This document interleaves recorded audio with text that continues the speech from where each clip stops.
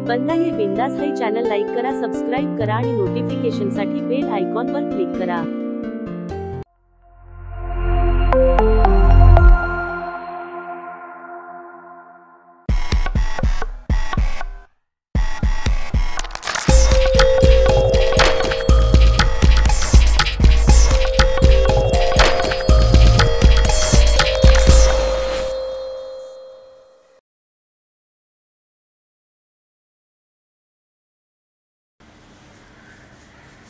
मित्रांनो, भाजपची गेल्या 10 वर्षातली जर स्थिती बघितली, राजकीय किंवा त्यांची रणनीती बघितली, मोर्चे बांधणी बघितली, तर एक लक्षात येईल की जे इंग्रजांनी केलं तेच आज भाजप करते, म्हणजे तोडो और राज करो। आज महाराष्ट्रामध्ये तीच परिस्थिती भाजपने निर्माण केली। शिवसेना फोडली, राष्ट्रवादी फोडली, स्वतः सत्तेत आले ते आले, 2 वर्ष सत्ता घेतली। शिंदे, अजित पवार यांना जास्ती महत्व दिलं आणि 2024च्या निवडणुकीमध्ये स्वतः सत्तेमध्ये सर्वात मोठा वाटाही घेतला आणि सर्वात जास्ती जागा या भाजपच्या निवडून आल्या। भाजपच्या ही जी रणनीती आहे की दुश्मन का दुश्मन अपना दोस्त, ते देखील भाजपच्या अंगणी पडलेलं एक कृत्य आहे म्हणा किंवा त्यांच्या त्या मोर्चे मांडणीचा एक भाग आहे आणि तो त्यांनी ठाकरे बंधूंच्या बाबतीत वापरलेला दिसतोय। ठाकरे बंधूंमध्ये राज ठाकरे यांना गोंजारायचं, त्यांना खुश ठेवायचं, त्यांच्या बंगल्यावर जायचं, त्यांची कामं करून द्यायची, त्यांच्याबद्दल मीडियाच्या समोर चांगलं बोलायचं आणि त्याच वेळी उद्धव ठाकरे मातोश्री म्हणजे ठाकरे गट याला कसं संपवता येईल, त्यांचं वर्चस्व कसं कमी करता येईल, त्यांचा प्रभाव कसा कमी करता येईल याकडे भाजपचं लक्ष आणि त्यात ते काही अंशी यशस्वी झाले आहेत। नमस्कार, मी अमित जोशी, आय लव्ह गोरेगाव बंदाये बिंदासच्या माध्यमातून आज रविवार तुमच्या समोर आलोय। आजचा मुद्दा म्हणून हा विषय घेतला की विधानसभा झाल्या, विधानसभेमध्ये सर्वात मोठा फटका हा महाविकास आघाडीला बसला। महाविकास आघाडीमध्ये सामील झालेल्या ठाकरे गटाला बसला, कारण ठाकरे गटाच्या अवघ्या 20 जागा निवडून आल्या। त्याच वेळी मनसे अध्यक्ष राज ठाकरे यांनी स्वबळाची भाषा केली, त्याने उमेदवार दिले, 125 उमेदवार त्यांनी रिंगणात उतरवले आणि त्यापैकी 119 उमेदवारांचं डिपॉझिट जप्त झालं। आता येणाऱ्या पालिका निवडणुकीमध्ये मनसे अध्यक्ष राज ठाकरेंचा पक्ष आणि उद्धव ठाकरे यांचा पक्ष यांची स्थिती नेमकी काय असणार? येणाऱ्या 3-4 महिन्यामध्ये या निवडणुका लागणार आहे। त्याला कारण असं आहे की जानेवारीच्या दुसऱ्या आठवड्यामध्ये सुप्रीम कोर्टामध्ये महाराष्ट्राच्या या 2 सत्ता संघर्षाचा निकाल आहे। त्यात एक आहे की स्थानिक स्वराज्य संस्थेमध्ये ओबीसीचा समावेश करायचा की नाही आणि दुसरं प्रभाग रचना म्हणजे वॉर्ड रचना मुंबई महानगरपालिकेच्या। आता मुंबई आणि महाराष्ट्रामध्ये भाजपला चांगलंच यश मिळालंय, त्यामुळे साहजिकच न्यायपालिकेवर काहीसा दबाव येणार आणि जानेवारीच्या अखेरीपर्यंत सोक्षमोक्ष लागणार या प्रकरणाचा आणि स्थानिक स्वराज्य संस्थेच्या निवडणुकीचा मार्ग 100% मोकळा होणार। म्हणजे एक तर एप्रिल अखेरीस किंवा मेच्या पंधरवड्यामध्ये कधीही महानगरपालिकेच्या निवडणुका लागू शकतात। मग जर या निवडणुका लागल्या तर मग राज ठाकरे आणि उद्धव ठाकरे यांची स्थिती काय असेल? सर्वात पहिले आपण उद्धव ठाकरेंचं बघूया। उद्धव ठाकरे यांना जरी मुंबई सारख्या शहरामध्ये 10 जागा मिळाल्या असल्या तरी एकंदरीत स्थिती पाहिली तर त्यात काँग्रेसचाही काळवाट आहे। म्हणजे जर उद्या उद्धव ठाकरेंनी ठरवलं की स्वबळावर निवडणूक लढवायची तर त्यांना ते यश मिळेल का नाही मिळेल? मराठी माणसं त्यांच्यापासून नक्की दुरावली आहेत की आजही त्यांच्या सोबत आहेत? बाळासाहेबांवर प्रेम करणारे जे मतदार आहेत ते त्यांच्या सोबत आहेत की दुरावले आहेत? मुस्लिम मतदार पुन्हा एकदा जर काँग्रेस वेगळी झाली आणि उद्धव ठाकरे एकाच स्वबळावर लढले तर त्यांना मतदान करतील का? असे अनेक प्रश्न आहेत। केवळ मुंबई नाही तर मुंबई, ठाणे, नाशिक, नवी मुंबई जिथे पूर्वी एक शिवसेनेचं वर्चस्व असायचं तिथे शिवसेनेची काय स्थिती असणार? कारण नुकत्याच झालेल्या विधानसभा निवडणुकीत त्या प्रमुख शहरामध्ये भाजपने बाजी मारलेली आहे। विशेषतः मुंबई आणि ठाणे हे भाजपला हवंय आता पालिकेसाठी आणि त्या दृष्टीने भाजपने रणनीती आखायला सुरुवात केली आहे। भाजपचं सगळ्यात मोठं अस्त्र हे असतं की मराठी मतं कशी कमी करता येतील ठाकरे गटाची, तर त्यासाठी त्यांचं मोठं अस्त्र हे राज ठाकरे आहे।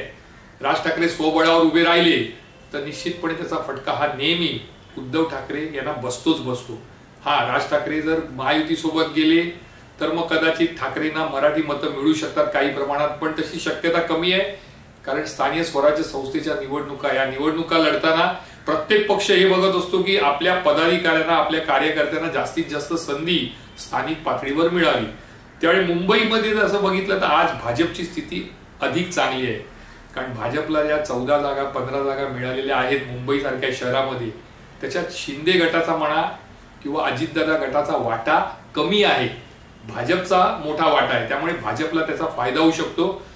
2017 मध्ये देखील भाजपने स्वबळावर 82 जागा जिंकल्या होता, हे विसरता कामा नये. ठाकरे गटाचं बघितलं तर त्यांना ज्या 10 जागा मिळाल्या त्याच्यात 2-3 जागा या मुस्लिम बहुत एरियामध्ये मिळाल्या. मग ती मतं मुस्लिमांची खरंच पुन्हा उद्धव ठाकरेंना मिळणार, म्हणजे ठाकरे गटाला मिळणार की ती पुन्हा काँग्रेस आणि ठाकरे गटात विभाग त्याचं होणार, हे पाहणं उत्सुकतेचं आहे. पण मला असं वाटतं की मुंबई, ठाणे, नाशिक, पुणे या ठिकाणी उद्धव ठाकरे यांच्या पक्षाची वाटचाल काहीशी कठीण असणार आहे. स्वबळावर लढले तर एक तर लोकांनी विचार केला की नाही आपण उद्धव ठाकरेंना मतदान करायचं तर ते आरपारची लढाई होऊ शकते, तिथे ते जास्ती जागाही जिंकू शकतात. मात्र कधी असंही होऊ शकतं की लोकांची जर नाराजी असेल, मराठी मतदार विखुरला गेला असेल, तर मात्र उद्धव ठाकरे यांना पालिकेच्या निवडणुकीमध्ये थोडासा फटका बसू शकतो. आता ते उमेदवार कसे निवडणार, पुढील होणारी बंडखोरी कशी निवडणार, ते थांबवण्यात यशस्वी होणार किंवा जनतेपर्यंत पुढच्या 5 महिन्यात ते कसे पोहोचणार, त्यांचे पदाधिकारी कसे पोहोचणार, यावर बरंचसं गणित अवलंबून आहे. आता येऊया आपण मनसेकडे. मनसेची स्थिती पालिकेमध्ये काय असेल?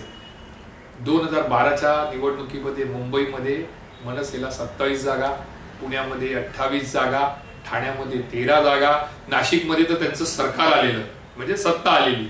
त्यानंतर 2017च्या ज्या निवडणुका झाल्या महानगरपालिकेच्या, त्याच्यामध्ये ठाण्यामध्येही वाताहत झाली, मुंबईमध्येही वाताहत झाली, नाशिकमध्येही झाली. मुंबईमध्ये तर त्यांचे 7च फक्त नगरसेवक आले, त्यातलेही 6 हे शिवसेनेसोबत म्हणजे ठाकरेंसोबत त्यावेळी निघून गेले होते.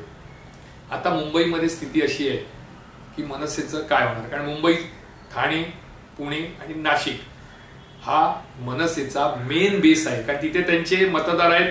राज ठाकरे यांना मानणारा वर्ग, राज ठाकरेंवर प्रेम करणारा वर्ग या 4 शहरांमध्ये. मुंबईची स्थिती पाहिलं तर एकही उमेदवार हा राज ठाकरे यांचा यावेळी निवडून आला नाही. बाळा नांदगावकर त्यांनी चांगली मतं घेतली, पण त्याच्या मागे देखील भाजप होतं. कारण भाजप शिंदे गटाने पूर्णपणे मदत ही शिवडी मतदारसंघात बाळा नांदगावकरांना केलेली. त्यामुळे बाळा नांदगावकरांचं जे मत आहे, त्यांना जे मताधिक्य होतं, मला वाटतं 76-75 हजार होते, ते साहजिकच पुन्हा एकदा ते 20-25 हजारावर आलेलं तर आश्चर्य वाटायला नको. त्यानंतर अमित ठाकरेंच्या इथे पण 35 ते 36 हजार मतं पडली आहे 6 ते 7 वॉर्डात मिळून, म्हणजे तिथे काहीसं कठीण आहे.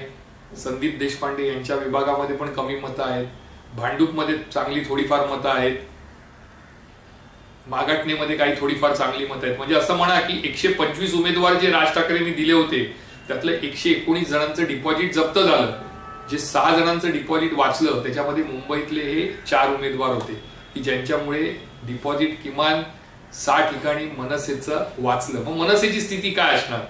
आज राज ठाकरेंची परिस्थिती अशी आहे की त्यांचा करिश्मा आहे, त्यांचं विजन चांगलं आहे, मराठीबद्दल त्यांना प्रेम आहे आणि वेळोवेळी त्यांनी मराठ्या माणसांसाठी अन्याय जो मराठी माणसांवर होतो त्याच्या विरोधात आवाज उठवलाय. जेव्हा जेव्हा मराठी माणसांवर अन्याय होतो, खळखट्या करायला कोण पुढे असतं तर मनसेचे कार्यकर्ते आणि पदाधिकारी असते. बघा महाराष्ट्रामध्ये आजपर्यंत मुलींवर अत्याचार झाले, महिलांवर अत्याचार झाले, शेतकऱ्यांवर झाले, कोणाची जर फसवणूक झाली असेल तर तिथे सर्वात पहिली खळखट्या करायला जर कोण धावून जातात तर ते मनसेचे पदाधिकारी आणि कार्यकर्ते जातात.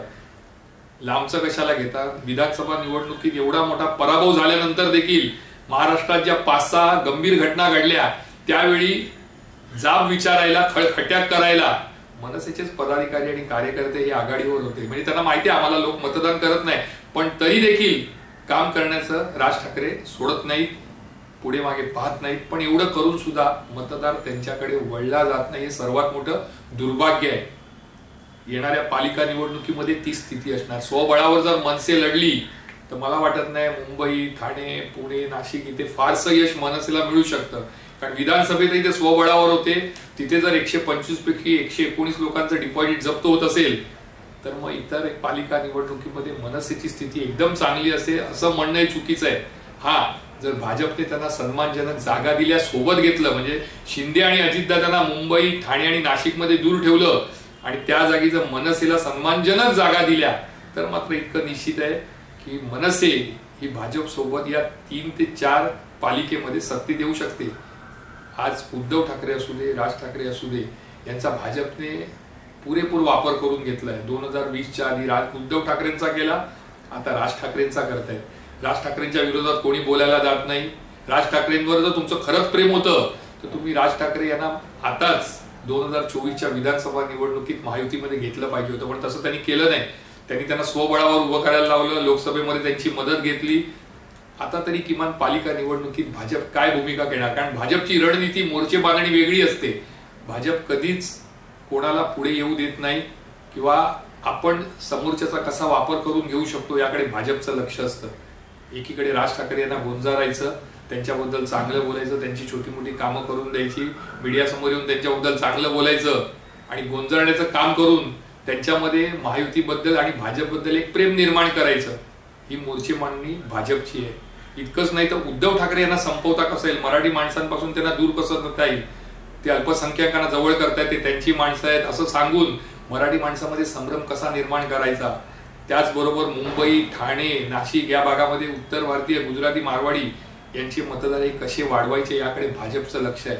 पण येणारा काळ जो आहे तो निश्चितपणे उद्धव ठाकरे आणि राज ठाकरे यांच्यात काहीसा खडतर असणार आहे। त्यातून ते कसा मार्ग काढणार, येणाऱ्या पालिका निवडणुकीमध्ये ते कशा पद्धतीने फिनिक्स पक्षाप्रमाणे झेप घेणार याकडे सर्व महाराष्ट्राचं लक्ष असणार आहे।